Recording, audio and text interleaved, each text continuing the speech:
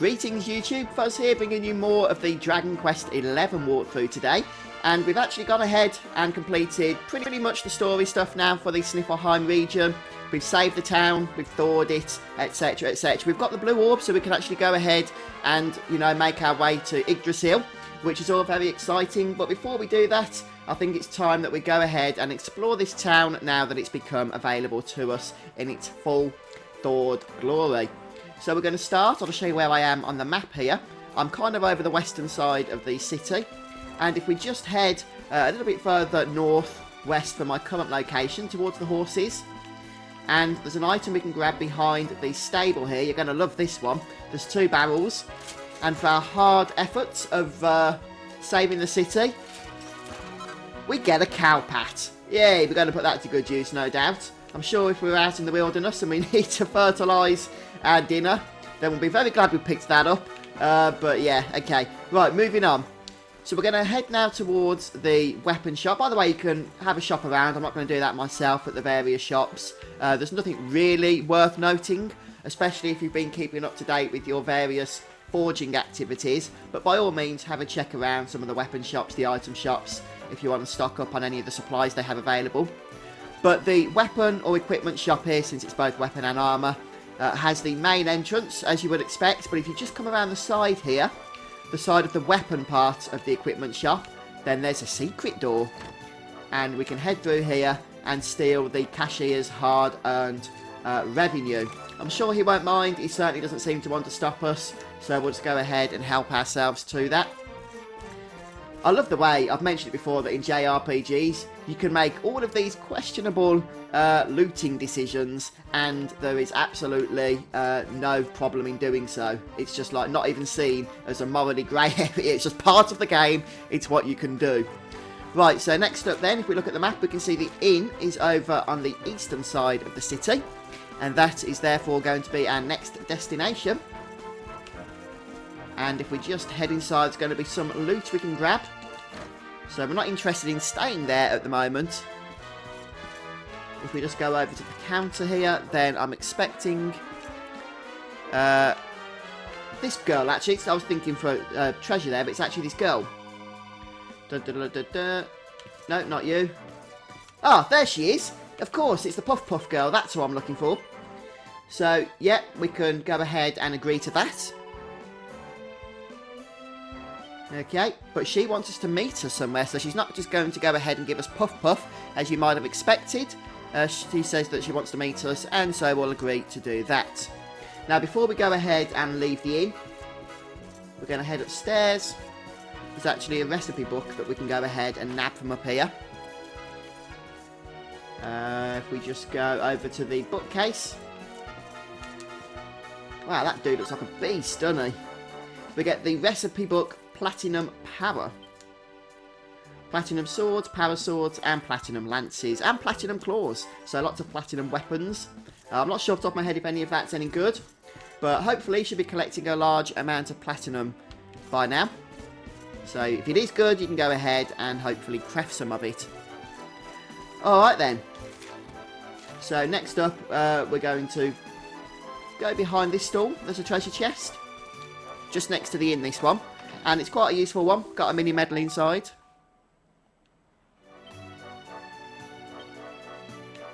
Okay.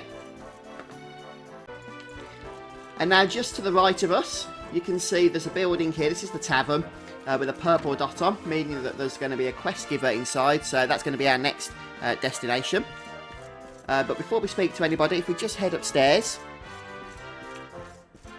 then we should be able to go ahead and break some barrels. In fact, the person we need to speak to is upstairs as well. 24 gold coins, so not obviously as impressive as the 3,000 gold coins we just looted a moment ago. But hey, it's there. And then we'll go ahead and speak to this person. And this bloke wants to get an item.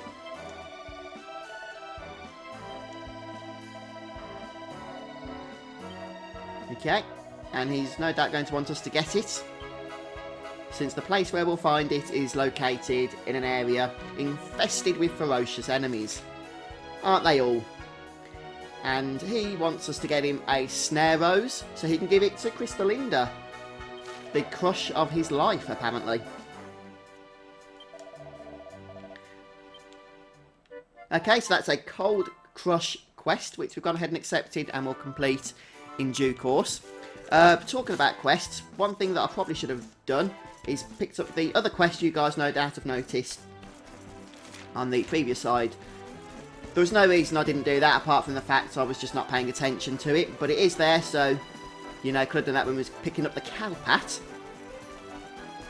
let's head inside to the item shop here. And I believe this guy's upstairs as well. Yep. So up we go. And there they are. The next quest giver.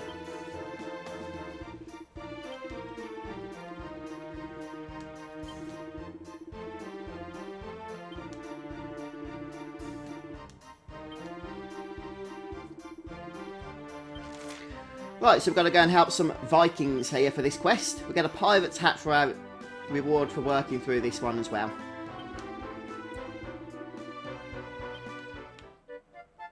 And this quest is known as the Viking Horde, so 2 more quests added to our log at that point. No other items to pick up from this area, so we can break those barrels just to make sure, but as I said, nothing. Right then, so we're going to head out. Oh, the secret door this time. Yeah, a lot of side doors, as you can see from the buildings in this place. And if we head back now towards the tavern area, there's going to be some more loot for us to grab, including a royal ruby. Hidden around here, I believe, somewhere. Yeah, see that treasure chest that's hiding just up here? So none of this loot was available to us until this point, while the city was frozen, which is why we never collected it before. So there's the royal ruby. And we're just going to continue making our way around at this point. Can we get through the gap? Yeah, of course we can. And we're just going to enter the building next to it. And go up the stairs. Is that a barrel we can break? Yep. I think we broke it. Right then, so there's a wardrobe somewhere around here. There it is. Okay, and that one's got a garter in it. How exciting. And that's pretty much all we can get from here, so we're going to exit this house and enter the next. Let's dash across to it. Hey, that can't be a weather cow. Unless it's one we spoke to already, because I've already got the trophy for that. No, it wasn't. That's what I expected.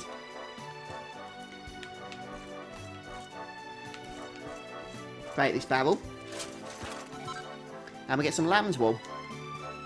Alright then guys, so as far as I'm aware, that's all the items that I know about in this town. If I have missed anything, please do share it in the comment section there. But once you've gone ahead and done that, we're going to make our way back over to the inn. And don't forget, we agreed to meet that Puff Puff girl that's over in the corner there at lunchtime or something the next day. So we're going to go ahead and rest a while. And we're going to rest until noon. Okay, that's what you want to choose here. And that'll put us at the right time to go ahead and do what we've agreed there.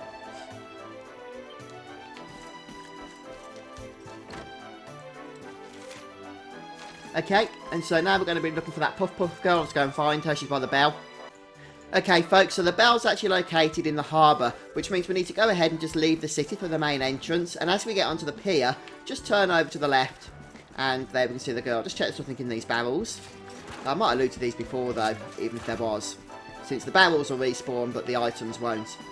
Okay, so there she is. We'll go ahead and say we are ready for the Puff Puff, and then we'll get it as usual. Why she couldn't do it in the inn, I don't know. Puff, puff, puff.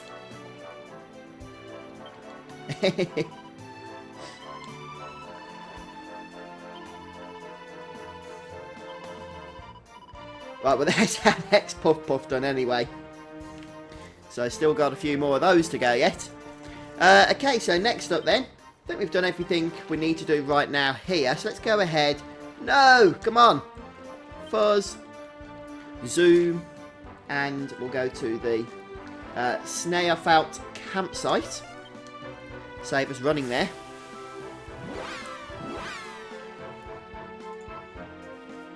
So we're going to be able to complete one of the quests here. This is the quest where we need to get the Snaerose for the guy that wants to impress his lady friend, the lady that we, you know, was actually fighting against a couple of episodes ago, or the last episode, whenever it was. And we're looking for an enemy to mount. There we go. So this is the one we want to go and attack immediately. Boing. Once you've gone ahead and mounted, smash through any ice that might be blocking your way. I'm not sure if it respawns or not actually, so you might have smashed it before. But just follow where I'm going here on the map.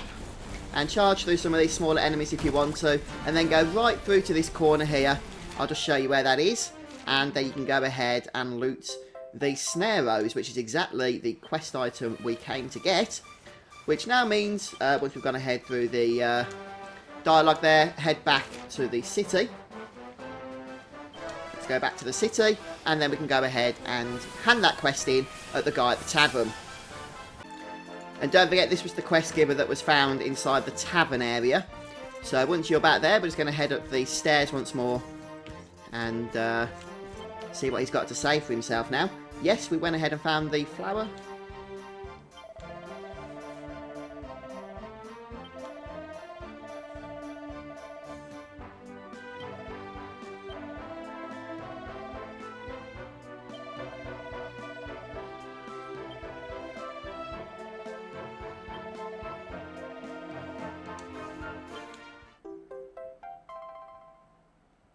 Okay, so we get the recipe book, that's magic. Sorry about that, I had to just pause the video to deal with a phone call. Right, so we get some magical equipment there as our reward, as in like the recipe for them anyway. And that's the first quest completed, so now we can start working on the second.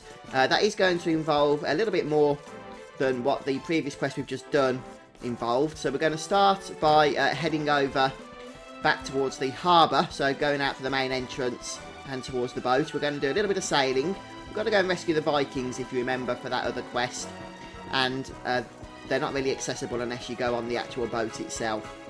So let's load up and I'll show you where we're heading off to.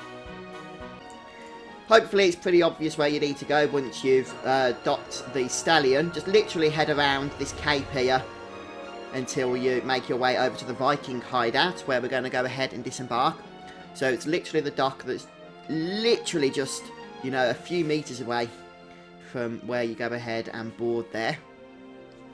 And not only can we complete the quest in this area, but we're also going to be able to find the final crossbow target that we haven't been able to get from the other part of this region. And also we can go ahead and collect some loot as well. But handily, there's a place that we can save before we do any of that. So let's go ahead and do so, and then we'll continue on. Since there's a few bits that we can do in this area, I'm going to keep it self-contained to its own episode, I think. So, you know, check that out, and I'll guide you through this entire place, collecting the treasures, and the final crossbow target, as I mentioned, as well as the quest content as well. Alright then, folks, well, I'm going to go and get some lunch before I record that, so thanks for joining me today, and do come back soon, and we'll continue on with Dragon Quest XI. See you all then, guys. Take care.